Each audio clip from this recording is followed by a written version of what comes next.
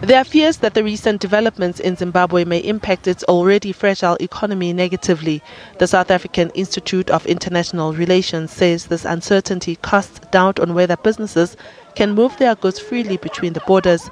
The Zimbabwean economy relies heavily on informal trading, where most traders import goods from South Africa. The institute says informal cross-border trade is also likely to be negatively impacted. The weakening rand has made South African products attractive for Zimbabweans who would otherwise not be able to afford imported goods, especially in light of their own economic downturn. From a consumer perspective, we import about 70% of our consumables from South Africa. So everything you see in the shelves in terms of retailers is from South Africa. That's going to have a massive impact, certainly, and also increase the hardships in Zimbabwe.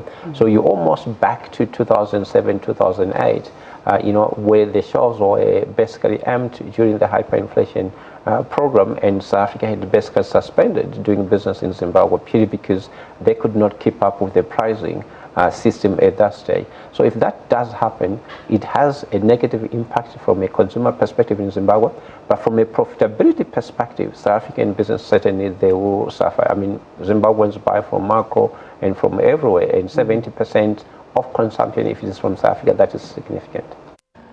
Nearly 120 South African companies are currently operating in Zimbabwe. The Consumer Goods Council of South Africa says its members who are invested in Zimbabwe are trading normally. Some of its members include grocery retailers Pick n Pay and Shoprite. Analysts predict that fresh elections may be imminent, and this will likely give direction on how trade between South Africa and Zimbabwe will continue. This fresh crisis has injected gains into the new virtual currency Bitcoin in Zimbabwe. Bitcoin, that side, is almost 10% up because they started running out of hard currency. But yes, back home here, I think, given that Zimbabwe, they're number one when it comes to our 5 top trading African countries, they're very important to us. We've got almost 120 South African companies doing business there.